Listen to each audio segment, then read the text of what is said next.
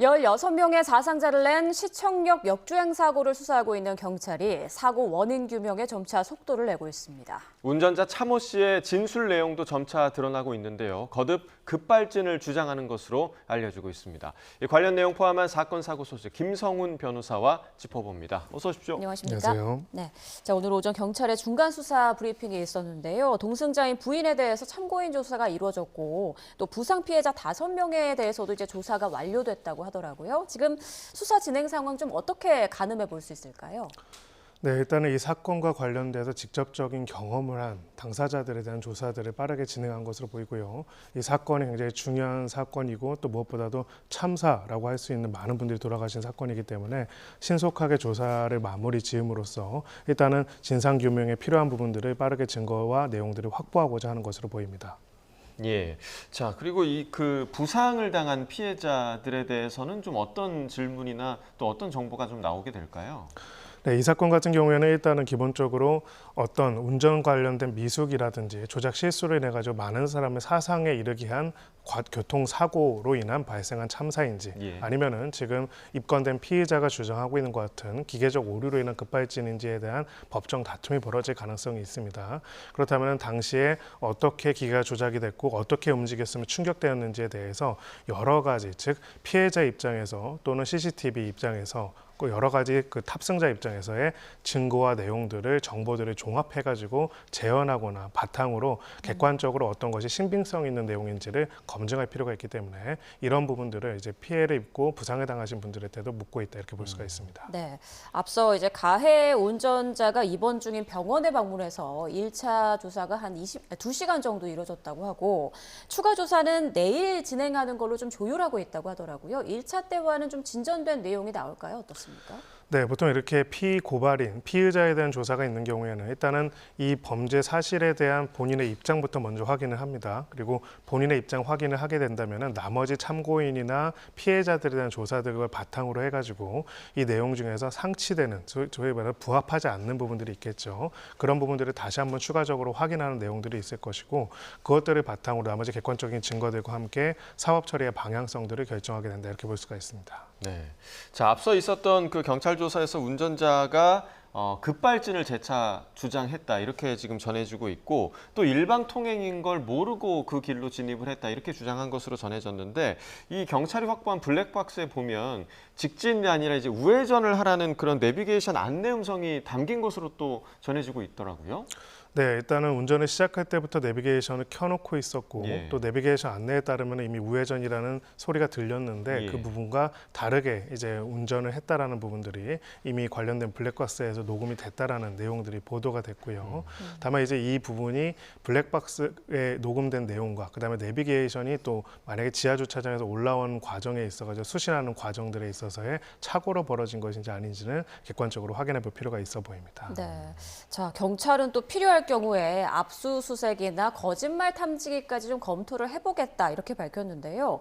거짓말 탐지기가 이번 사건과 관련해서 어느 정도 좀 실효성이 있을까요? 전체적으로는 아주 중요하진 않을 것이다 이렇게 보고 있습니다. 일단은 거짓말 탐지기의 결과 자체가 직접적 증거 능력으로서는 되게 한계가 있습니다. 즉 어떤 진술의 신빙성에 대한 정황 증거로서 쓰일 수 있는 것이 최소한이라고 볼 수가 있고요. 이 정황 증거도 기본적으로 3가지, 즉 합리적으로 굉장히 객관적으로 검증된 기계를 아주 숙련된 검사자가 하고 무엇보다도 피조사자가 동의를 해야만 쓸 수가 있는 것이기 때문에 이런 부분에 있어가지고는 당사자가 스스로 봤을 때는 자기는 진짜 그렇게 느꼈다고 하더라도 이것이 자기가 스스로 느낀 것이 아니라 객관적으로 그러한 결함이 있는 것인지 아니면은 이것이 자신도 모르는 사이에 한 미숙으로 벌어진 것인지는 이 부분은 본인의 인식보다는 그리고 거기에 대한 거짓말 탐지보다는 어찌 보면은 좀 더 과학적으로 객관적으로 검증되는 것이 더 중요할 수가 있습니다. 만약에 그 운전자에 대해서 압수수색을 진행을 한다면 새로 나올 수 있는 뭐 증거가 어떤 게 좀 있을까요? 지금으로서는 이제 제일 핵심적인 거는 해당되는 자동차 그리고 자동차의 여러 가지 기록들에 대한 관한 부분들이 있을 거고요. 뭐 일부에서 이야기가 나와 있는 것처럼 추가적으로 관련해서 그 전후의 사정에 있어가지고 당시에 이제 이 사고를 유발할 수 있는 다른 요소들이 있었는지 그런 부분들도 하나의 요소가 될 것으로 보입니다. 네. 자, 그리고 피의자가 그 평소에 운행을 하던 버스 브레이크랑 그 당일 운전한 차량 엑셀을 착각했을 가능성도 이제 거론이 됐는데 경찰에 따르면 외견 그 형태로는 아주 유사하다고 하더라고요. 네, 근데 뭐 기본적으로는 이제 눈으로 보지는 않지만은 발로 이제 밟는 그런 예. 느낌이나 이런 부분에 있어가지고 착오의 가능성도 보게 되는 것이고요. 결국은 시체적 진실이라는 것이 발견하기 위해서 수사를 하고 나서 기소를 하게 된다면은 기소에 대해서는 공소 유지의 책임이 수사기관 쪽에 있기 때문에 나중에는 검찰에 있기 때문에 이 과정에 있어가지고 합리적 의심의 여지를 배제할 수 있는 증거 자료들을 수집하는 것 이것이 지금 수사의 목적이다 이렇게 볼 수가 있습니다. 예. 자, 블랙박스에 이제 담겨 있는 소리들에 대해서도 계속해서 지금 이야기가 전해지고 있는데 저희 조금 전에 이제 리포트로도 전해드렸지만 하면서 이렇게 놀라는 그런 소리만 있고 뭐 사적 대화 이 정도만 녹음돼 있고 뭐 클락션이나 이런 경적 소리 이런 건 전혀 들리지 않는다고 하더라고요. 네, 이제 그런 부분들이 이제 소위 말해서 당시의 사고 정황을 이제 예. 보여주는 어떻게 보면은 내부의 어떤 소리에 대한 자료일 수는 있는데 그것만으로는 이제 지금 여러 가지 상황과 가능성이 다 열어두고 볼 수는 있기 때문에 예. 그것만으로 특정한 시체적 진실에 직접 증거가 되지는 않는다고 보여집니다. 다만 몇 가지 이제 루머처럼 들었던 소위 말해서 탑승자들끼리 뭐 다투거나 그래서 고의적으로 하거나 예. 뭐 이런 부분들은 아니라는 점들을 보여줄 수 있는 간접 증거는 될 수 있을 것입니다. 네. 예. 자, 경찰이 이번 사고의 원인 규명에 이제 속도를 내면서 향후 수사 과정에 대해서도 밝혔는데요. 듣고 대담 이어가겠습니다. 차량과 관련하여서는 급발진, 결함 여부를 확인하기 위해 국과수에서 감정을 진행하고 있습니다. 주변 12개소의 CCTV 영상, 차량 4대의 블랙박스 영상을 확보하였고 국과수, 도로교통공단 등 전문 감정기관과의 합동 현장 조사 등을 통해 사고 당시 상황을 재현하고 있습니다. 경찰에서는 모든 가능성을 종합적으로 검토하면서 수사를 진행하고 있다는 말씀을 드리겠습니다. 네, 사고 당시 상황을 재현하고 있다 이런 말이 있었는데 아까 변호사께서도 그런 말씀을 해주셨거든요. 그런데 이 사고의 상황의 재구성이란 게 구체적으로 좀 어떤 방식으로 이루어지는 건가요?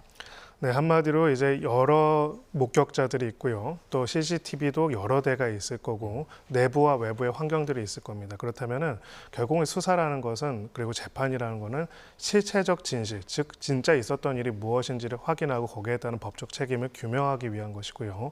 이 사건에서는 어쨌든 간에 피의자가 급발진이라고 주장하고 있고 만약에 이게 사실이라고 한다면은 이 한 사람의 범죄 죄책이 없고 있고의 문제도 있지만은 좀 더 본질적으로는 공중의 위험을 다시 한번 초래할 수 있는 굉장히 큰 위험성의 발견일 수도 있습니다. 네. 그런 부분들을 확인하기 위해서 기계적인 결함과 내용들, 조작에 대한 부분들도 확인을 해야겠지만은 그 가설이 나중에 검증이 된다고 했을 때 실제로 이러한 결함이 있다면은 이렇게 차량이 운행될 수 있는 것인가?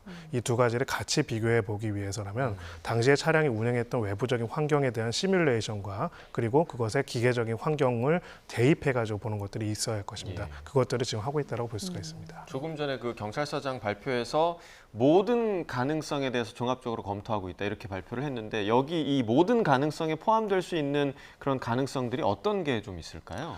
네, 소위 말해서 운전자의 스스로의 미숙, 그 미숙으로 인해 가지고 벌어진 사고, 그 사고의 가능성도 배제할 수 없다고 보고요. 예.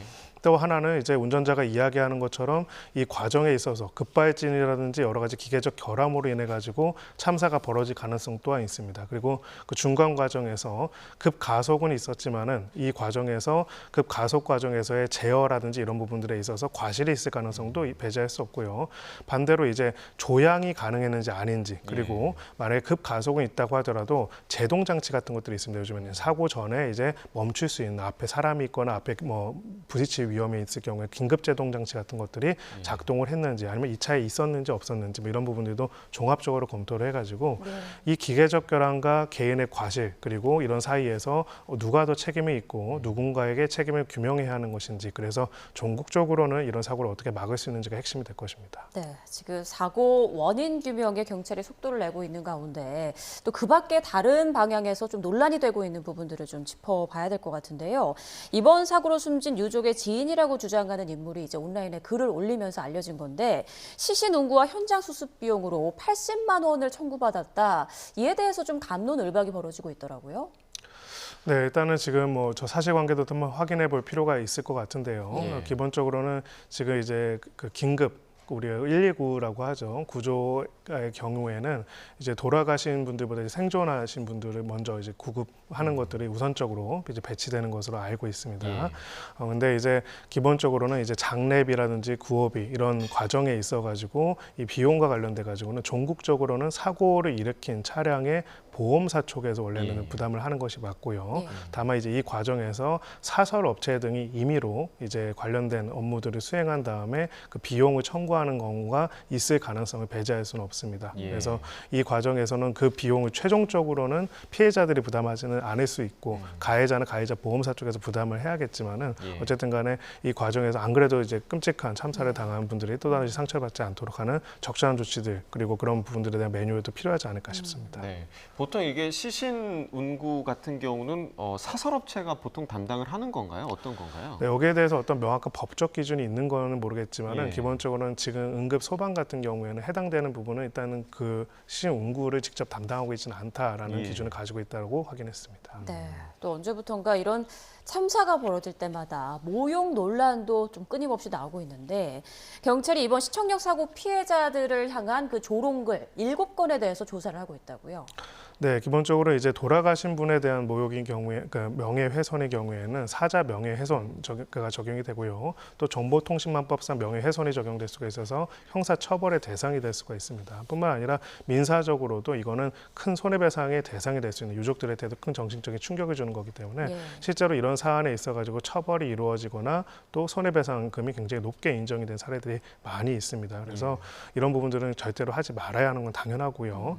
무엇보다도 근데 또 두 가지 뭐는 우리가 주의할 필요가 있는 게 이 내용들에 대해서는 뭐 이 부분에 대한 처벌을 엄하게 하는 것도 있지만 어떤 면에서는 관심을 끌고 주목을 끌기 위해서 이런 일들을 하는 사람들도 있습니다. 네. 그래서 이런 일들이 벌어지고 여기에 대해서 엄히 처벌하는 건 하지만 그 내용 자체는 어찌 보면은 전파하지 않도록 하는 부분들도 굉장히 중요할 수가 있다고 생각합니다. 네, 분명히 이제 전과자가 될 수 있다라는 그런 경각심을 좀 가질 필요가 있을 것 같고 요즘 이렇게 잇따르고 있는 급발진 주장 사고들에 대해서 이 급발진을 도대체 어떻게 증명해야 하느냐 이 부분 때문에 요즘 페달 블랙박스 설치한 운전자들 굉장히 많다고 하더라고요. 이게 어떤 기능을 하는 겁니까?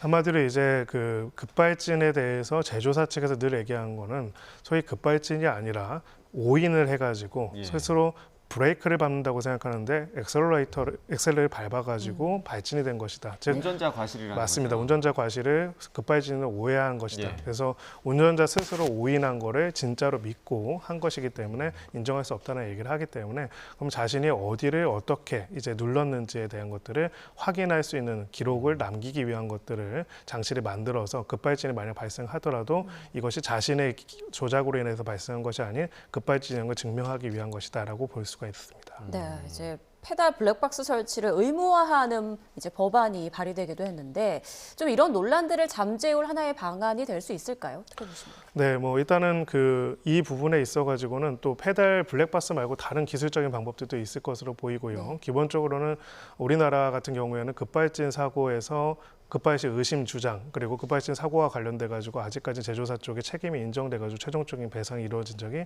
제가 알기로는 판결에서는 아직도 없습니다. 종국적인 판결에서는 없고 이 과정에서 매우 고도로 전문적인 이제 영역이고 또 갈수록 전자 장비화 되고 있기 때문에 이 부분을 원고 쪽에서 입증하기도 굉장히 어렵습니다. 그런 면들을 종합적으로 고려해 볼 때는 결국은 제조사 입장에서 급발진 혹은 급발진 우려 사고 그리고 급발진과 관련돼서 계속 제조사 쪽에서 얘기하는 거는 그 소위 말하는 조작 실수로 벌어진 거라고 한다면 조작 실수를 원천적으로 차단하거나 그 가능성을 막을 수 있는 기술적인 장치들을 어떻게 만들 것인지 네. 그런 것들을 좀 더 의무를 만들어 놓은 것들도 있어야 하지 않을까 싶습니다. 네. 자, 다음 주제 또 짚어보도록 하겠습니다. 다음 주제 이야기하기 전에 저희가 준비한 영상 함께 보시겠습니다.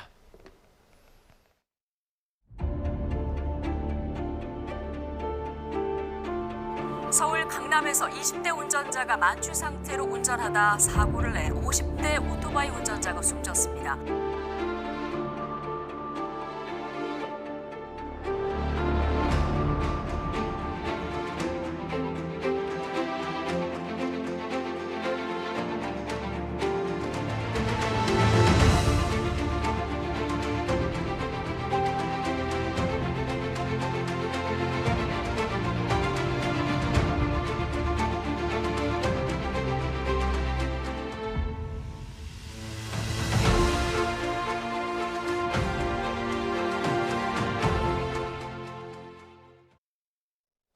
올 2월에 있었던 20대 유명 DJ의 음주 사망 사고였습니다. 네. 지금 방금 뭐 영상 중간에도 보셨습니다만 사고 직후에 이제 구호 조치도 하지 않고 이게 반려견을 끌어안고 있는 이 모습 때문에 더 공분이 일었는데 어떤 혐의가 있었나요?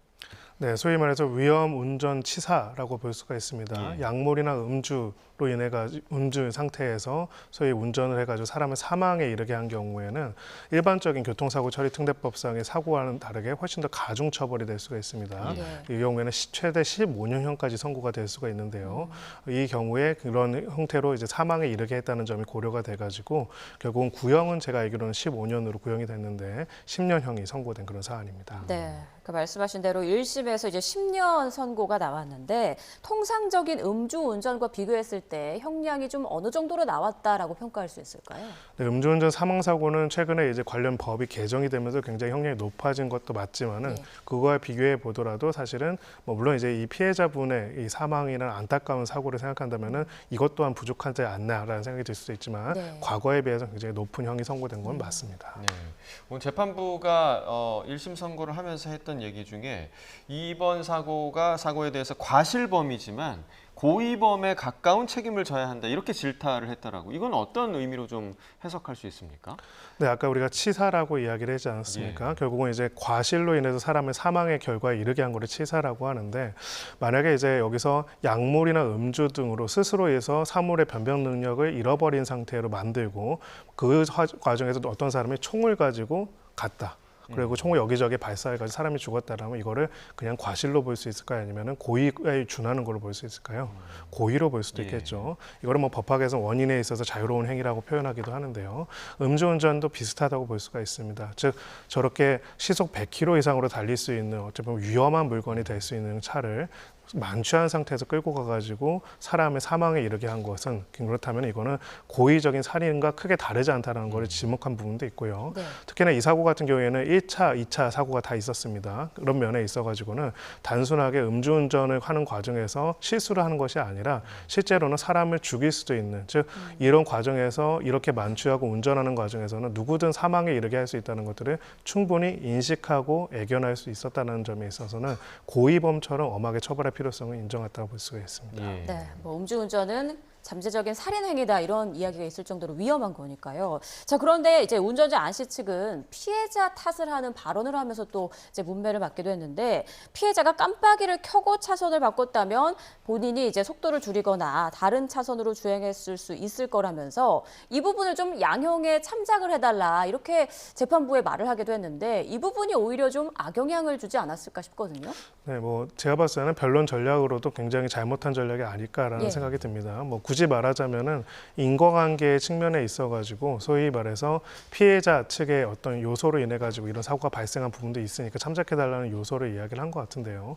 지금 내용을 보면은 1차 사고 내용을 기억하지 못할 정도로 만취 상태였다라는 내용이 일부 보도된 부분들이 있는데 그렇다면은 당시에 소위 말해서 피해자분 입장에서 뭐 깜빡이라든지 이런 내용들로 사고의 결과가 달라졌을 가능성도 과학적으로도 높지도 않은 상황인 걸로 보이고 이제 그런 부분들을 이 사건의 원인에 있어서 절대 중요한 부분들이 아닌 상황에서 어찌 보면 민사에서 과실상계 항변을 할 만한 내용들을 엄중한 형사사건에서 함으로써 결국은 이 사건에 있어서는 이 사고 전후뿐만 아니라 재판 전 과정에 있어가지고 진지한 반성의 태도가 없다는 것들을 재판부가 엄하게 꾸짖었다라고 볼 수가 있습니다. 네. 또 변호인 측의 이 발언도 굉장히 사람들을 놀라게 했는데 안 씨가 이제 연예 분야에서 천재적인 재능을 갖추고 있다. 그리고 뭐 해외 공연하면서 국위선양했다. 이렇게 선처를 호소했는데 이게 선처의 요인이 될 수 있는 겁니까? 전혀 그렇지 않습니다. 네. 예, 그리고 결국은 이런 인기라는 거는 결국 공인이라고 뭐 가끔씩 얘기들을 하는데 여러 사람들의 사랑을 받으면 그만큼의 책임이 따르게 되는 예. 것인데 절대 이제 이 사고의 전후 과정들에 있어가지고는 전혀 그런 책임을 보이지 못한 부분들이 있기 때문에 이제 그런 부분들에 있어가지고도 철저하고 처절한 반성의 모습들을 보이는 것 외에 그런 내용들은 전혀 도움이 안 되지 않았을까 싶습니다. 만약 항소심까지 가게 된다면 쟁점은 어디에 있다고 볼 수 있을까요? 네, 결국은 이제 유무죄 여부가 달라지지는 않을 것이고요. 예. 양형에 있어서의 어느 정도가 적정한지는 좀 이야기가 있을 겁니다. 여기에 있어서는 결국은 지금이라도 얼마나 이 부분에 대해서 진지하게 반성을 하고 피해자를 위한 피해 회복을 위해서 최선을 다하고 있는지가 핵심이 될 것입니다. 네. 자, 다음 주제로 또 넘어가 보겠습니다. 저희 준비된 영상 함께 보시고 다음 주제 관련한 이야기 나눠보겠습니다.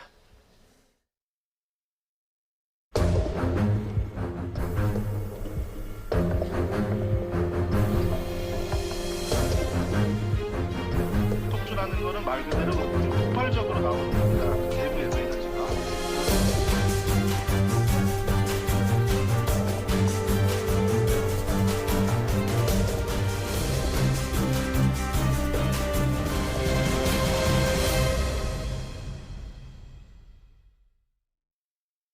자, 전기차에서 이제 또 화재가 발생했고 사망자가 그 안에서 또 발견이 된 사고였는데 저희 영상 속에서 나타났던 그 열폭주 현상이라는 거 이게 지금 원인으로 지목되고 있는데 열폭주 현상이 지금 어떤 걸로 볼 수 있을까요?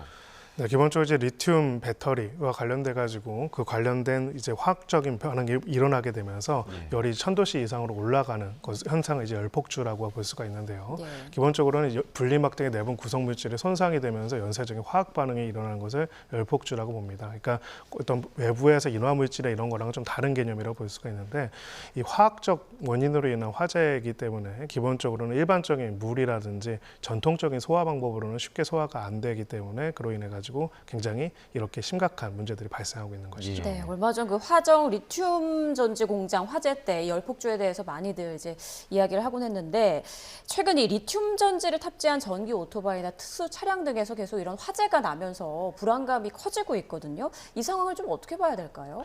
네, 사실은 이미 리튬 전지 자체는 우리가 쓰지 않을 수 없는 그런 상황입니다. 근데 이제 문제는 여기에 대해서 화재가 발생하는 거를 원천 차단할 수 없다면은 만약에 화재가 발생할 경우에 어떻게 소방할 수 있는지에 대한 대책이 필요한데요.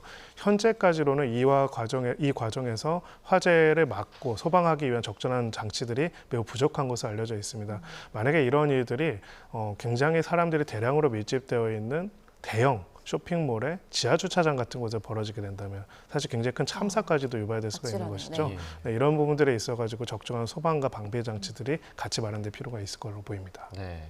전기차 같은 경우에는 그 배터리가 차체 하부에 있잖아요. 그래서 이제 초기 화재가 났을 때 초기 진압이 굉장히 좀 중요할 텐데 사실 이게 소화기로 대응할 수 없다는 게 가장 큰 문제점인 것 같아요. 네, 그래서 지금 아마 그나마 개발된 내용은 차 자체를 전체를 물 속에 아예 넣어서 이런 식으로 하는 방법밖에 없다고 생각하는데 접근 장소나 방법에 따라서는 그것이 다 가능한 것이 아니기 때문에 말씀드린 것처럼 폐쇄되어 있거나 다중이 밀집되어 있거나 지하에 밀집되어 있는 이런 구조 속에서 이런 일들이 발생할 경우에는 대형 참사가 발생할 수 있기 때문에 이 부분에 대해서는 미리 예방 조치들이 어떻게 할 것인지 한 대책이 필요해 보입니다. 네, 말씀하신 대로 이제 일상생활에서 리튬 전지 사용이 굉장히 늘고 있기 때문에 관리와 충전의 주의도 필요할 것 같고 어떤 법적 규제도 좀 강화돼야 될 것 같은데 어떻습니까?